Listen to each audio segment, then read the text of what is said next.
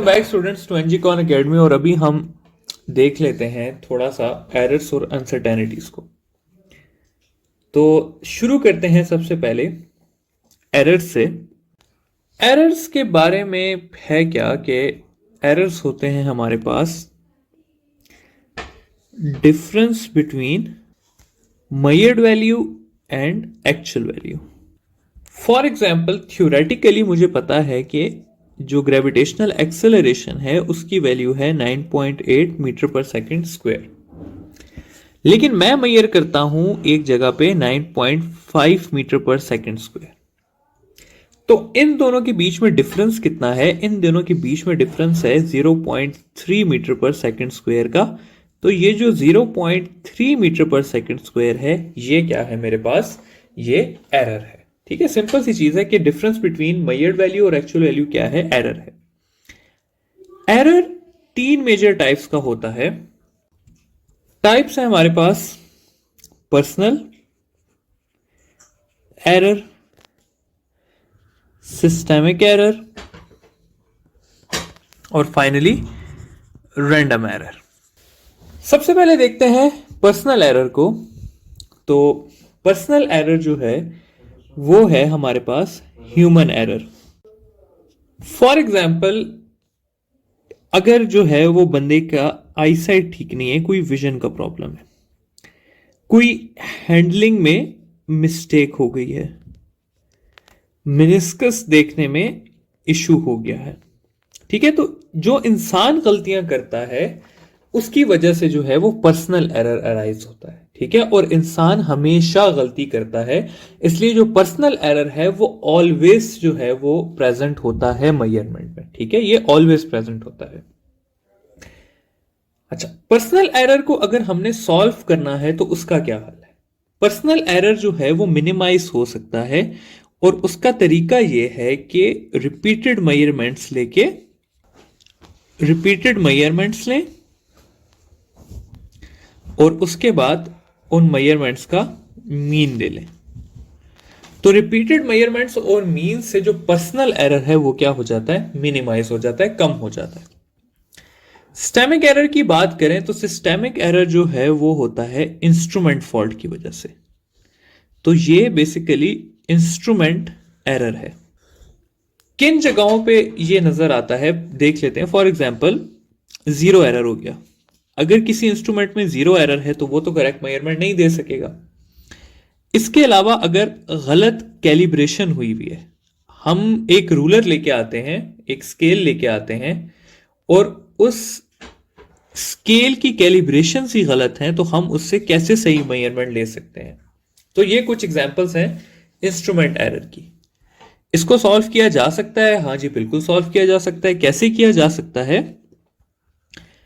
By changing the instrument या फिर by correcting the error. For example अगर zero error है तो हम जीरो करेक्शन कर लेंगे, तो हमारा जो एरर है वो क्या हो जाएगा? ठीक हो जाएगा। फाइनली आ जाता है रैंडम एरर। तो रैंडम एरर जो है वो होता है इन्वायरमेंटल एरर।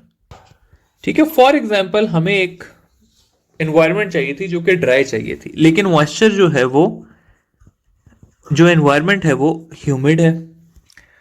टेम्परेचर चेंजेस सही नहीं है, हमारे जो हमें टेम्परेचर चाहिए वो नहीं है। तो डिफरेंट जो एनवायरमेंटल फैक्टर्स होते हैं वो रैंडम एरर कॉज करते हैं। और रैंडम एरर को सॉल्व करने का कोई सिग्निफिकेंट जो है वो कोई डेफिनेट वे नहीं है। ठीक है, तो रैंडम एरर को सॉल्व करने का कोई खास नो डेफिनेट वे। तो ये हो गया हमारे पास तीन टाइप के एरर्स और उनकी करेक्शंस। ठीक है, इसमें एक जो कॉमन एमसीक्यू आता है वो मेन यही आता है कि which type of error is reduced by taking repeated measurements. तो आंसर क्या हो जाएगा? Personal error.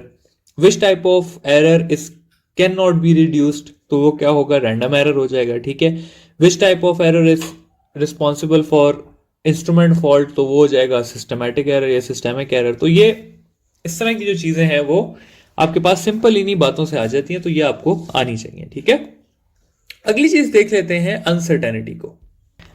तो अनसर्टेनिटी की बात करते हैं। अनसर्टेनिटी की स्टूडेंट्स बात करें तो अनसर्टेनिटी के बारे में यह कहा जाता है कि अनसर्टेनिटी बेसिकली बताती है the range of values in which a measurement lies. लेकिन इसको ना इस तरह से समझने की जगह इसको इस तरह से समझें कि अनसर्टेनिटी का मतलब होता है बेयकीनी। ठीक है, अनसर्टेनिटी का मतलब होता है शक। ठीक है, तो ये बेसिकली किसी भी मेजरमेंट में जो बेयकीनी है ये उसको बताता है अनसर्टेनिटी। फॉर एग्जाम्पल एक अच्छी सी एग्जाम्पल करने की कोशिश करते हैं। मैं कहता हूं कि हमारे पास एक लाइन है, ये एक इतनी बड़ी लाइन है, इसको मैं एक स्केल से मेजर करता हूं। ठीक है, ये मेरे पास स्केल है, मैं इसको इससे मेजर करना चाहता हूं और स्केल स्टार्ट होता है यहां से, ये 0 की लाइन है, ये 0.5, ये 1, 1.5, 2, ये 2 की लाइन। ठीक है, ये 1 है, ये 2 सेंटीमीटर है। अब मैं अगर आप लोगों से पूछूं कि ये लाइन कितने सेंटीमीटर है, तो कुछ लोग कह रहे होंगे 2 और कुछ लोग कह रहे होंगे 1.9। जो लोग कह रहे हैं 1.95 वो बिल्कुल गलत हैं, क्योंकि 1.95 इस स्केल के अंदर मेजरमेंट ही नहीं है, तो ये 1.95 नहीं मेजर कर सकता। या जो है ये 1.9 मेजर कर सकता है या ये 2 मेजर कर सकता है। तो अगर मैं इसको इस तरह लिख दूं कि इसकी जो मेजरमेंट है वो है 1.9 प्लस माइनस 0.1, तो अब जो 1.9 वाले हैं वो भी ठीक हैं, जो 1.8 वाले हैं वो भी ठीक हैं, और जो 2 वाले हैं वो भी ठीक है। तो ये 1.9 जो है ये एक वैल्यू हो गई, और ये जो 0.1 है ये इसके अंदर की क्या हो गई, अनसर्टेनिटी हो गई, इसके अंदर का शक हो गया।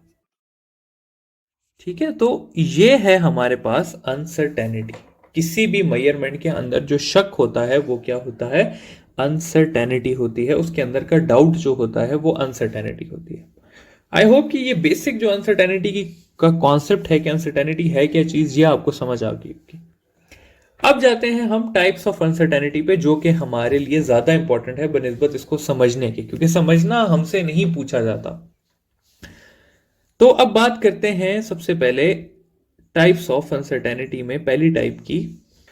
अनसर्टेनिटी के टाइप्स में जो पहली टाइप आती है वो आ जाती है हमारे पास एब्सोल्यूट अनसर्टेनिटी। एब्सोल्यूट अनसर्टेनिटी जो है उसको एब्सोल्यूट इसलिए कहा जाता है क्योंकि एब्सोल्यूट का मतलब होता है मस्ट, हर हाल में। ठीक है, तो एब्सोल्यूट जो है वो must be present in an measurement, in a measurement. ठीक है, एब्सोल्यूट अनसर्टेनिटी जो होती है वो इक्वल होती है लीस्ट काउंट ऑफ इंस्ट्रूमेंट के। तो इसलिए यह लिखा जाता है कि एब्सोल्यूट अनसर्टेनिटी इक्वल है लीस्ट काउंट के। एग्जाम्पल्स अगर हम देख लें तो एग्जाम्पल्स कुछ इस तरह से आ जाएंगी कि अगर मैं बात करूं एक लेट से मीटर रॉड की, तो मीटर रॉड से मेजरमेंट में लेता हूं और वो आती है 2.5 सेंटीमीटर। ठीक है, तो इसमें आएगा प्लस माइनस 0.1। ठीक है, क्योंकि मीटर रॉड की जो लीज काउंट है वो है 0.1, तो ये जो प्लस माइनस 0.1 है ये क्या हो जाएगी, इसकी एब्सोल्यूट अनसर्टेनिटी हो जाएगी। अगर बात की जाए वर्नियर कैलिपर की, तो वर्नियर कैलिपर कुछ इस तरह की रीडिंग देता है कि 2.11 in plus minus least count of vernier calliper कितना होता है, 0.01 मिलीमीटर। तो ये जो 0.01 है ये हो जाएगा absolute uncertainty of vernier caliper. अगर स्क्रू गेज की बात कर ली जाए तो स्क्रू गेज इक्वल होता है, कोई मेजरमेंट हमने ली और उसकी वैल्यू आ गई 5.716 प्लस माइनस 0.001, तो ये जो 001 है इसमें ये क्या है, लीस्ट काउंट ऑफ ये स्क्रू गेज है, और इसी वजह से ये क्या हुई, इस मेजरमेंट की एब्सोल्यूट अनसर्टेनिटी हो गई। आगे जाते हैं, अगली टाइप को देखते हैं। तो अगली टाइप आ जाती है फ्रैक्शनल अनसर्टेनिटी। तो फ्रैक्शनल अनसर्टेनिटी होती है हमारे पास कि फ्रैक्शनल अनसर्टेनिटी इक्वल होती है absolute uncertainty divided by actual या मेजर्ड वैल्यू के। फॉर एग्जाम्पल, और इसको शॉर्टकट में इस तरह लिख सकते हैं कि fractional uncertainty is equal to absolute uncertainty divided by measured value. ठीक है, अगर बात की जाए, एक हम मेजरमेंट की बात कर लेते हैं कि एक मेजरमेंट कुछ इस तरह से है कि let's say 3.55 plus minus 0.01 centimetre या मिलीमीटर, कुछ भी ले लें, फर्क नहीं पड़ता। तो 3.55 प्लस माइनस 0.01। अब इसमें ये जो है ये आपके पास मेजर्ड वैल्यू है, और ये जो है ये इसकी एब्सोल्यूट अनसर्टेनिटी है। अब यहां से अगर मैं फ्रैक्शनल अनसर्टेनिटी निकालना चाहूंगा तो मैं इस तरह से निकालूंगा कि एब्सोल्यूट अनसर्टेनिटी जो कि है 0.01 और मेजर्ड वैल्यू है 3.55, तो फ्रैक्शनल अनसर्टेनिटी की वैल्यू आ जाएगी मेरे पास 0.0028।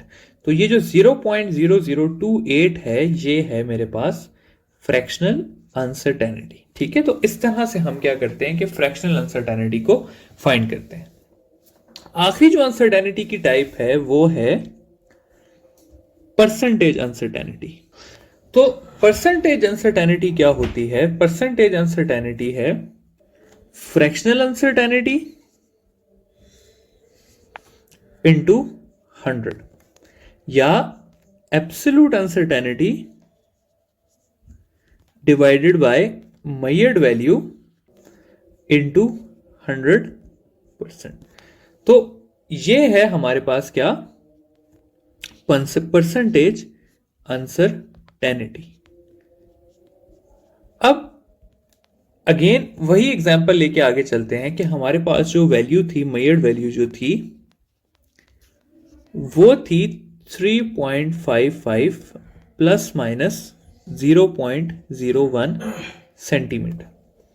अब अगर मैंने इसकी परसेंटेज अनसर्टेनिटी निकालनी है तो मैं किस तरह निकालूंगा?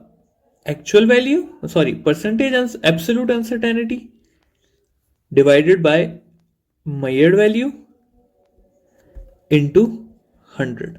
तो जब मैं ये करूंगा तो मेरे पास आंसर आ जाएगा 0.28%। तो ये जो 0.28% है ये क्या है? ये है इसकी परसेंटेज अनसर्टेनिटी।